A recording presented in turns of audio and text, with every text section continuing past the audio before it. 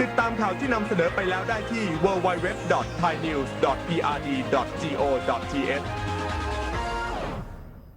ต่อไปขอเชิญรับฟังรายงานสภาวะอากาศจากกรมอุตุนิยม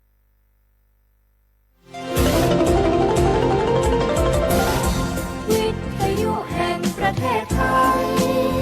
ให้ความรู้คู่ความสุข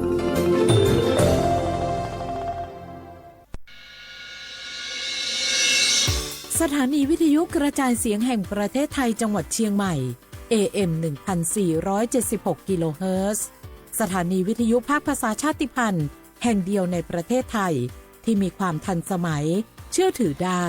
สร้างอัตลักษณ์กลุ่มชาติพันธุ์สู่สากล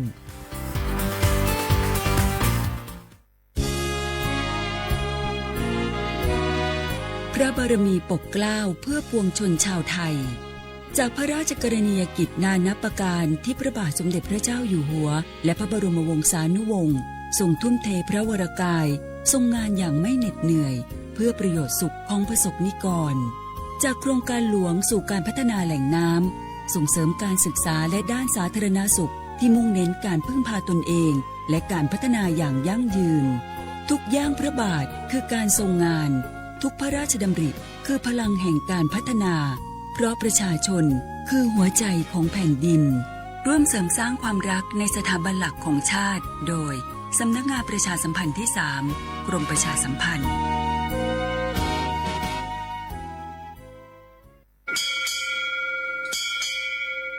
โอโบดะจ้าโอมิโชเปอร์เหมือซุงคาก็ว่าย้อซงอุดูธรรมาสถานีวิทยุภาษาชาติพันธุ์แห่งเดียวในประเทศไทยทันสมัยเชื่อถือได้แล้วพบกันที่สวทเชียงใหม่ AM 1476 กิโลเฮิรตซ์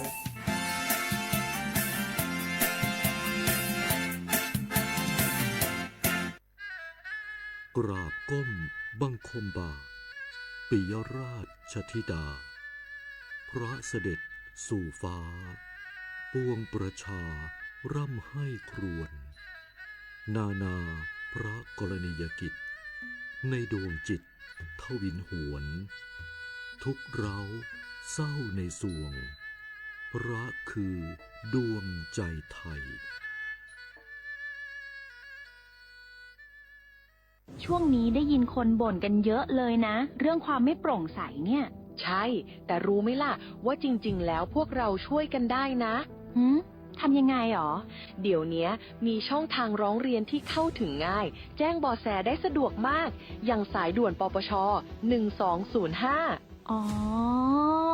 แบบนี้ทุกคนก็มีส่วนทำให้บ้านเราดีขึ้นได้จริงๆแน่นอนการต่อต้านทุจริตจะสำเร็จได้ก็เพราะคนอย่างเราร่วมมือกัน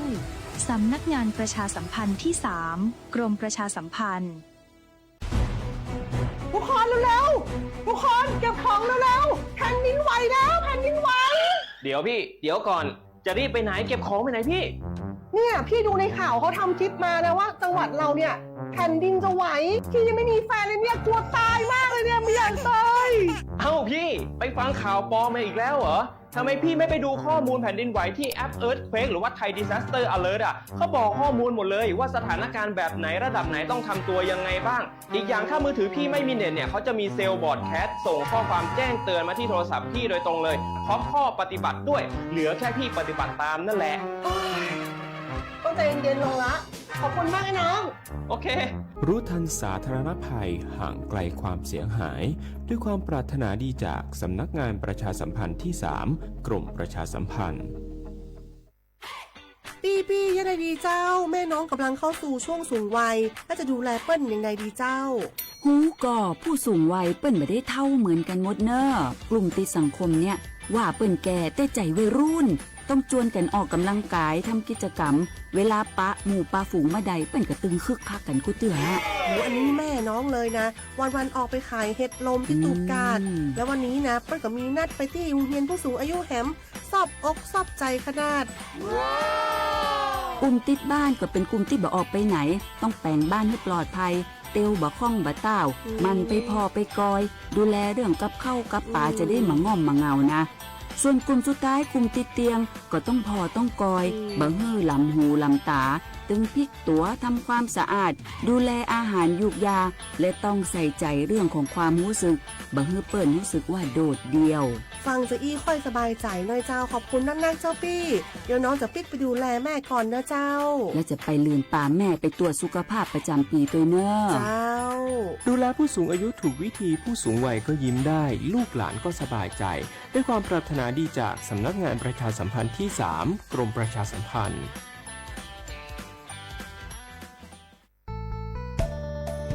สถานีวิทยุกระจายเสียงแห่งประเทศไทยจังหวัดเชียงใหม่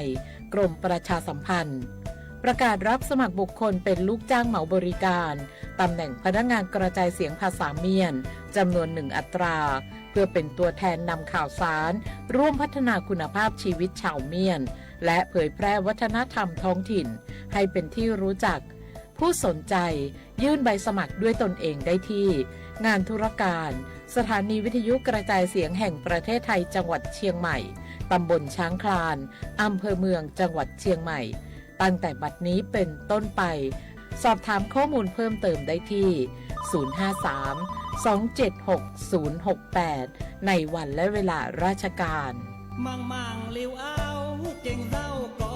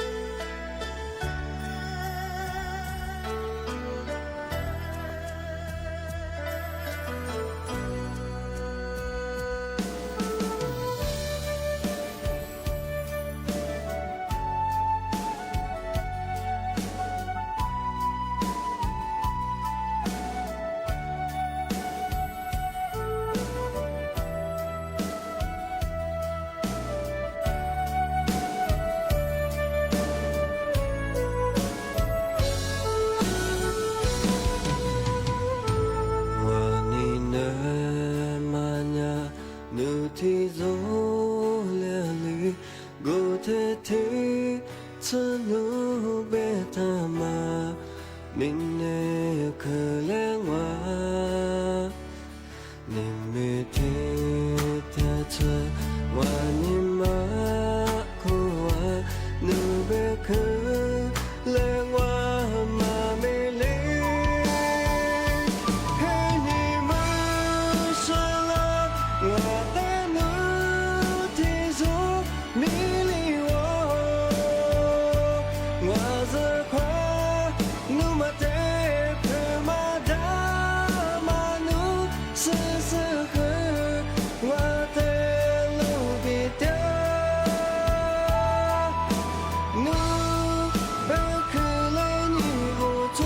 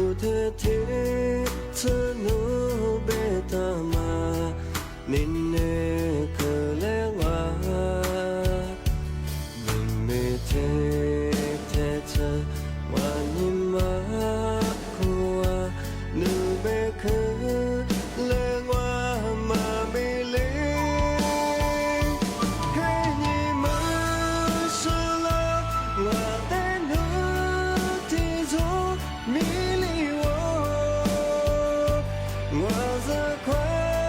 怒马的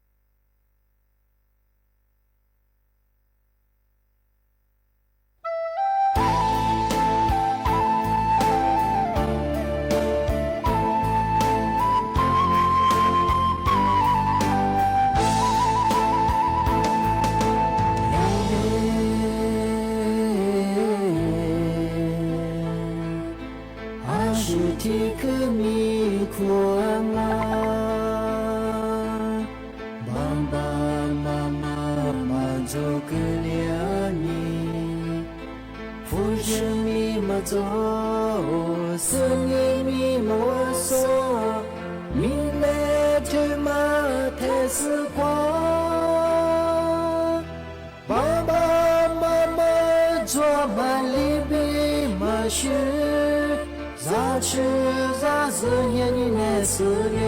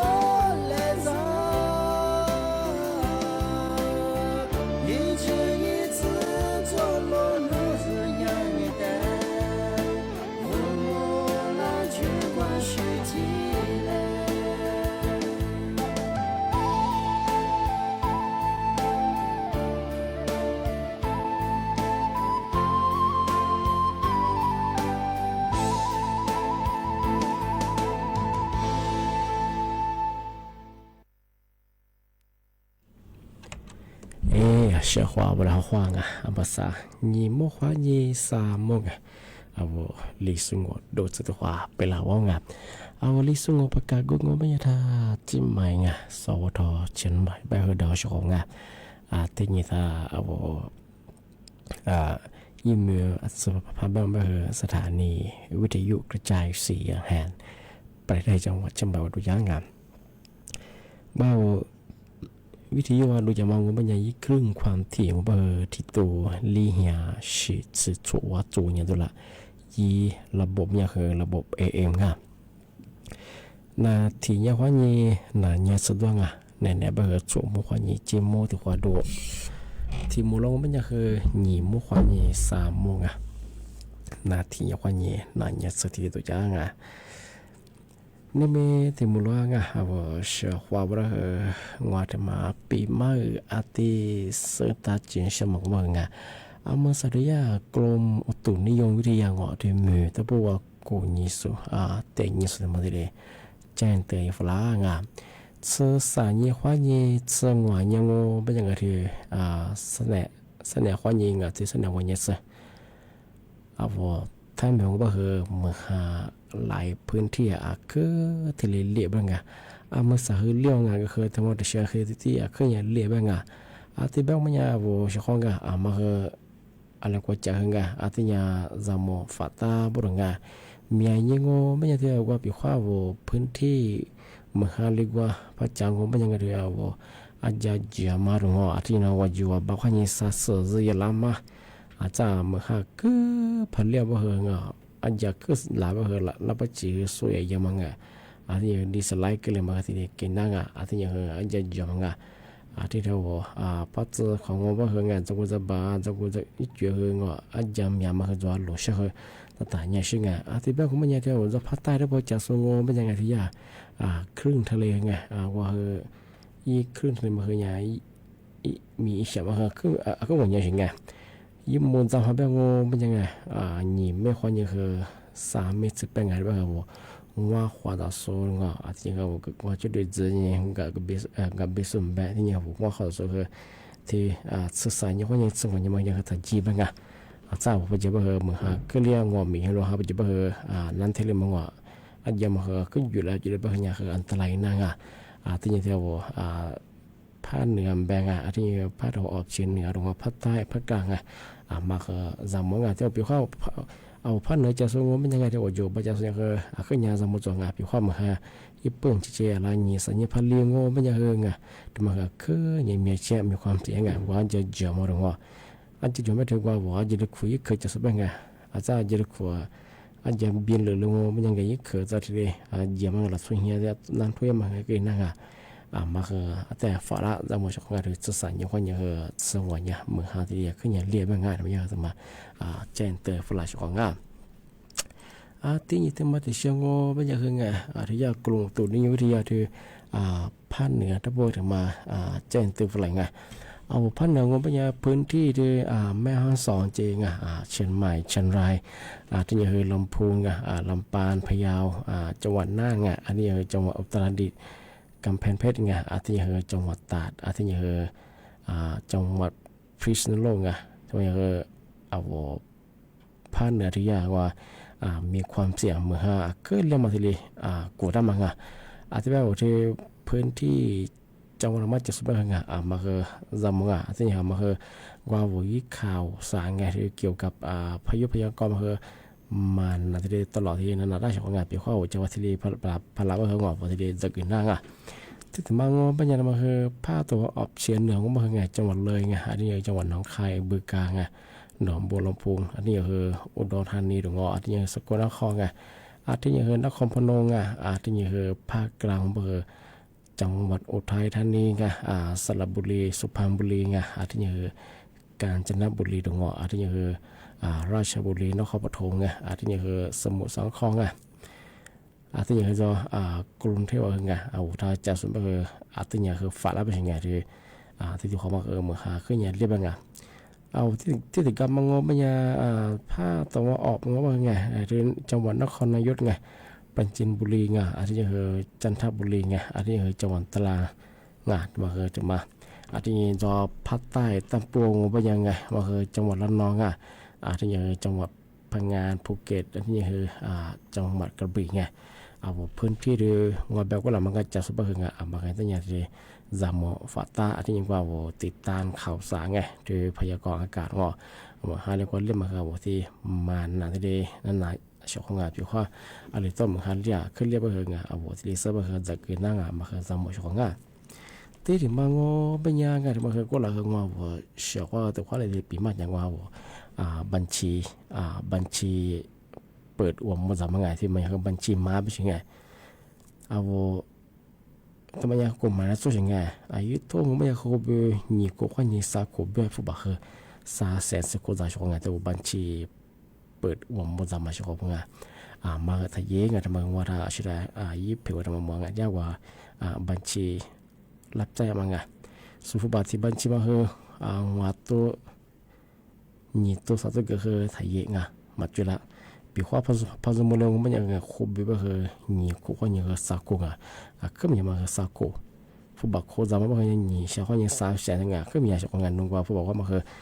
ยี่ตัวสมอยี่หมดสมอมาคือมาจุฬางานมาเฉลยยาไทยยี่ปีว่ามาเจนตัวพระที่แบบว่าที่ลิสต์ที่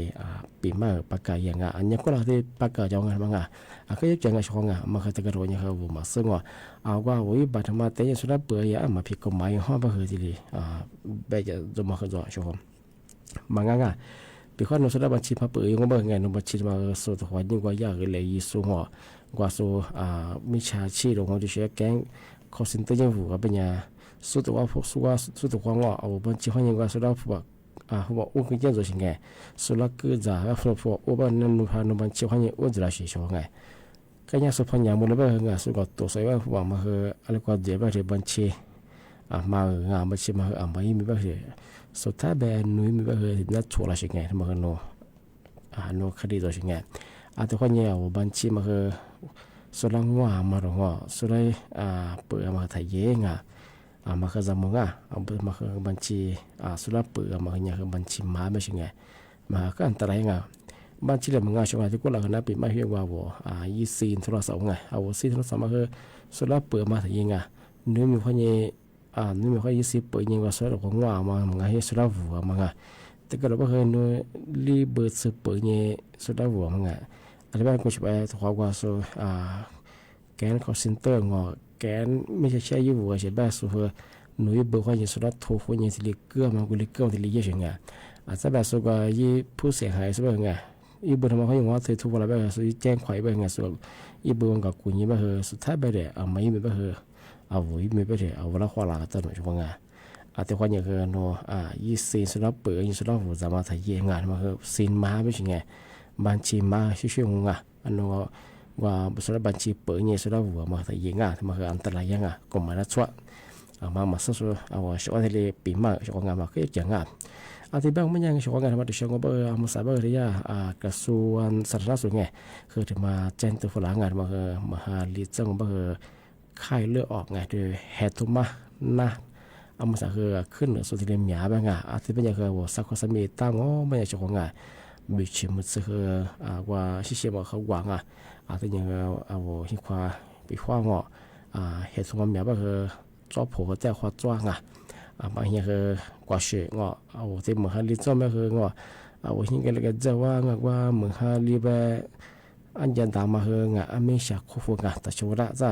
สิ่งนี้ก็พบพยายามคือเหตุมาแล้วยิ่งฟูก็คือยิ่งจะเปิดแล้วหิกันเลยจะคือเหตุสมแบบเวลากับคู่เหตุมันว่าอันหนาโขก็โขก็คือยินนามาคือว่ายิ่งสิว่าถามว่าที่โขบ้างมันเขาอย่างว่าจะลามาคือมีอะไรก็แต่ก็ยังคือมหาลิจังไม่คือนาก็คือไข้เลือดออกมาที่ยังคือไข้หวัดใหญ่คือมีอะไรจ้ะที่แบบมากว่าวัคซีนไงวัคซีนก็คือยี่ห้อก้าใช่ของพักการเบอร์ที่ป้องกันไข้หวัดใหญ่มาปีขวานพักการว่าปีขวานนนพันหนึ่งหรือว่าคือยากการที่ก็ยังมาชิจุงว่าที่ก็ยังมารุมไรไม่ใช่ไงแต่มาข้างๆอะไรว่าคือยากเจนในฝรั่งมองก้าว่าคือจีหัวก้าชงอะไรว่าคือมาฮาริสว่าที่เหตุมานะใครเราคือมีอะไรว่าคือมากดดีมากว่าชีวิตดูแลสุขภาพชงที่เป็นยังมาสัญญาคือบอกว่าที่หัวกินนะชงเอาจะก็ถ้าวิทยุพันยังนั่นน่าจะสูงที่เราไลฟ์สดตีสุดละคือบ่มอง花是飘落飘进思念，无花微微之光。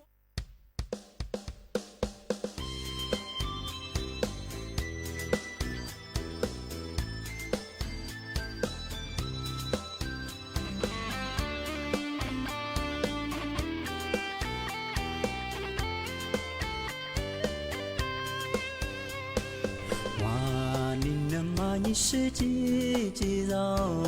路阿次在带来你暖呀，马的咱苗苗比我老嗲，浮华没脸呀一浪哦。哇，你那么你是几几绕，若天马天没挂嗲阿咪，你是奴肉阿是你逃下。浮华没林呀一浪哦，我这王八瓜是飘落飘进思念，浮华微微之光我一浪哦，阿次在带你年呀，你妈是死我老天，浮华没两呀，你让我你在一浪哦。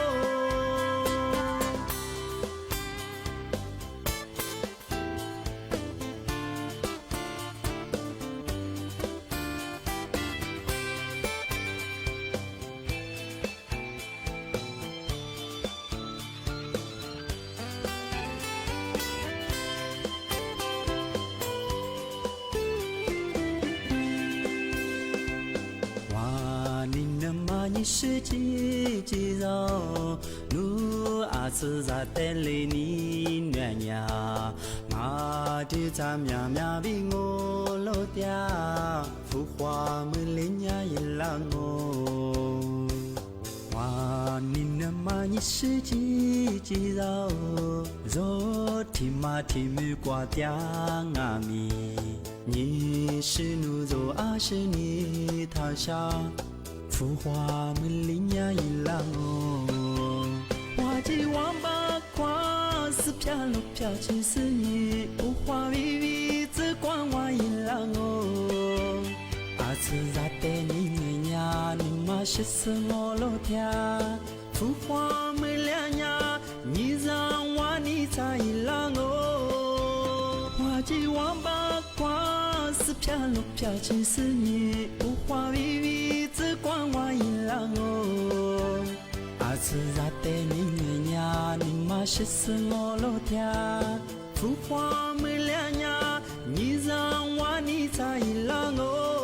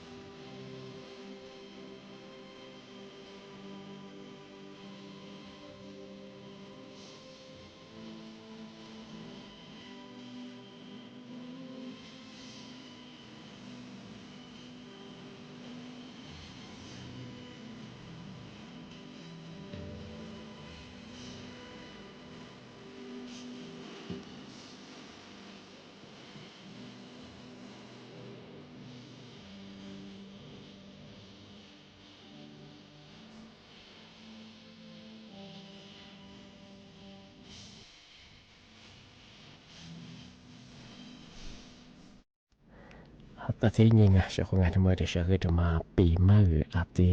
สุดตาจีเจ้าของงานมากกว่าการพนังกันยังมังกว่าตุเชียมังยี่ผู้จัดยี่สู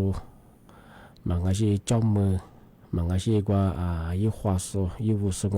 อาทิกว่ายี่ใจสุคุบงเป็นยังไงเท่า